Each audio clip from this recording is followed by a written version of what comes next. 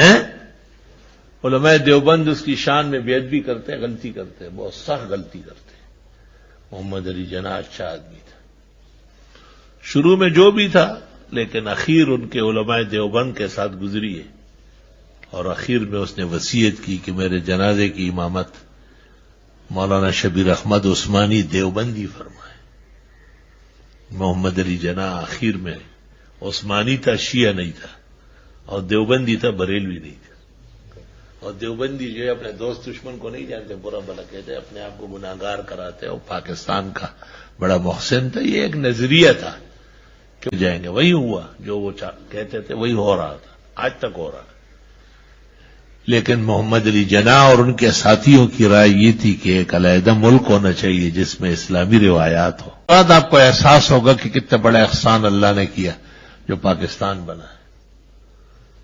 بالکل جیسے ملائک کی ایک جماعت ہے، ایک فرشتہ صفت مخلوق پائی جاتی ہے پاکستان، ان کے امراض ہے۔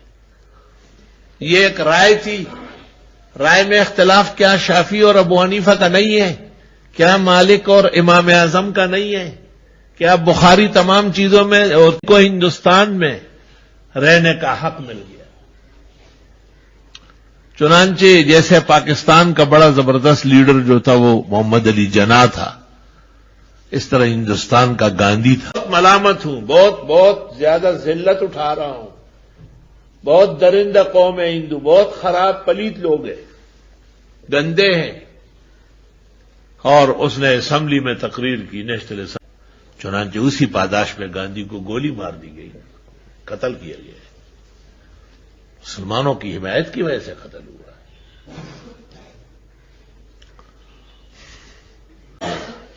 یہ موجود ہے ہندوستان میں، یہ کل کہے کہ دلی مسلمانوں کی ہے، سارا اٹھا کے دے دے گا۔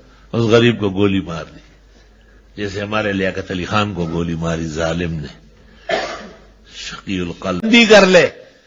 اس کا ایمان رفیع عثمانی سے بڑا تھا، وہ کہتے ہیں ہم دیوبندی نہیں، پھر عثمانی کیوں ہو؟ عثمانی بھی نہ ہو نا، وہ بھی تو فرقہ ہے، حضرت عثمان کے ماننے والے، علویوں کا ضد ہے۔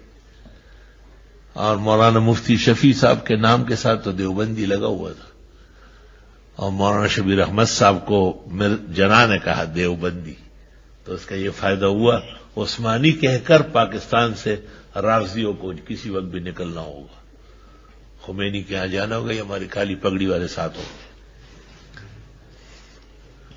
اور دیوبندی کہہ کر کے رضاخانیوں کو بوری بست، غلطی ہے سب سے ہوئی، ہم سے کم ہو رہی کیا؟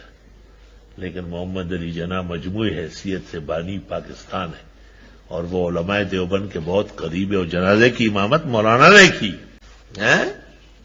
طالب علم عجیب عجیب حرکتیں کرتے ہیں۔ تو